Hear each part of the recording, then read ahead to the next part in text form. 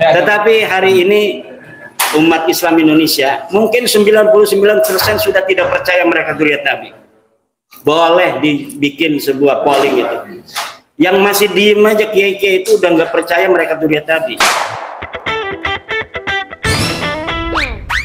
Baru-baru ini, ada banyak indikasi dan upaya untuk membungkam warga Nusantara, pada khususnya warga Nahdliyin, untuk tidak berpikir kritis dan subjektif dalam menyikapi banyak hal, terutama dalam perspektif ilmiah. Bagaimana mungkin hal itu terus dipaksakan dan dicekokkan terhadap bangsa yang sudah maju dengan peradaban, ilmu dan kecanggihan teknologi, sebagai sumber pendukung terbukanya semua informasi, kemudian ditarik kembali pada cerita-cerita lama yang harus dipercayai tanpa dikonfirmasi kebenarannya.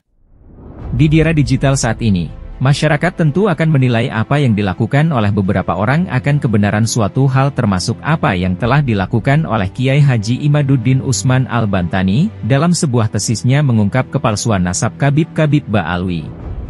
Namun sungguh miris, jika ranah pemikiran yang didasari dengan sebuah kajian itu dianggaplah suatu upaya kebencian terhadap klan Habib Ba'alwi, yang selama ini mereka menonjolkan diri sebagai ras termulia karena merasa dalam darahnya mengalir darah Rasulullah. Tentu permasalahannya, bukan hanya bagaimana orang itu dipercaya sebagai zuriyah Nabi. Tapi masalahnya mereka menafikan zuriyah Nabi yang lain. Mereka beranggapan bahwa selain klan dari mereka itu, perlu dikonfirmasi melalui banyak hal, seperti silsilah keluarga, catatan sezaman, bahkan dari golongan mereka tegas mengatakan, jika hari ini ada orang yang ngaku-ngaku keturunan Nabi, maka perlu dikonfirmasi. Kalau perlu, tes DNA. Lalu di saat muncul seorang pemuda yang dengan keberaniannya melakukan riset ilmiah atas pengakuan-pengakuan mereka. Sekarang Nabi bilang dari sini, ya saya mengusulkan, bukan kamu Ba'alawi, ya saya mengusulkan, bukan kamu Ba'alawi. Sekarang laris, sekarang jujur sosok di rangkul di layu-layu, kalian ini turunan Habib, kalian ini Ba'alawi, dulu dihina-hina. Justru dicemoohan dan dicaci maki, bahkan hingga intimidasi pun dilakukan.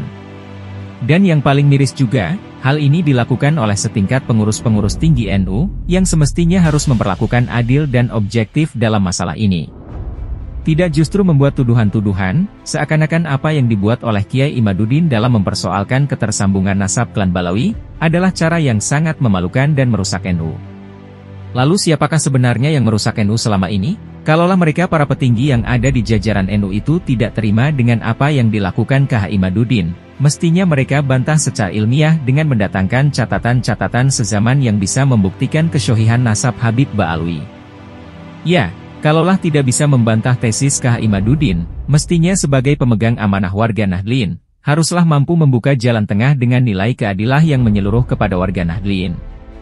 Bukan malah ikut-ikutan terjebak pada narasi-narasi tuduhan, pembungkaman suara, dan intimidasi untuk tidak berpikir maju dan kritis. Ada satu hal yang perlu digarisbawahi, bahwa masyarakat Nahdliyin kini sudah tidak sebodoh dulu, yang hanya cerdas dalam retorika kitab kuning dengan keterbatasan wawasan perkembangan informasi yang minim. Apa yang dilakukan Kiai Imaduddin Usman adalah salah satu contoh bahwa generasi NU sudah mulai mampu mengembangkan khazanah kutubus salaf yang dikombinasikan dengan perkembangan kemajuan teknologi yang dapat menghimpun informasi, yang menghasilkan sebuah pemikiran yang harus diapresiasi. Semoga apa yang dilakukan Kiai Imad dan para Kiai se-Nusantara dapat mencerahkan warga Nahdliyin dari penyelewengan dan pembodohan atas nama agama.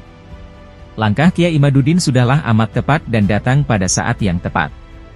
Dan kita semua warga Nahdliyin di akar rumput, akan terus mendukung harokah, gerakan, fikroh istihadiyah, istihad pemikiran, Kiai Imaduddin, dan beliaulah sebagai tokoh muda NU dengan penuh kesadaran ingin menghidupkan kembali semangat taswirul afkar, membangun pemikiran, di dalam Nahdlatul Ulama, walaupun memiliki konsekuensi resiko yang sangat besar. Kiai Imad ini walaupun masih muda, tapi memang hebat. Temuan-temuan hasil penelitiannya bisa diuji kompetensi. Jadi betul tadi Pak Asika sampaikan juga yang lainnya ya. Saya termasuk dalamnya. Dan tapi saya memang belum jumpa dengan beliau langsung, tapi dalam mimpi sudah gitu ya. Sehingga ya temuan-temuan beliau itu sangat ya komprehensif, sangat rasional dan bagus sekali, apalagi ketika menelusuri nasab ya. Nggak gampang, nasab saya aja susah. Dengan hasil penelitian yang saya sudah baca itu, ya memang beliau objektif ya, menyatakan apa adanya. Ya, temuan beliau ini ya atas dasar hidayah, petunjuk dari Allah Subhanahu wa Ta'ala.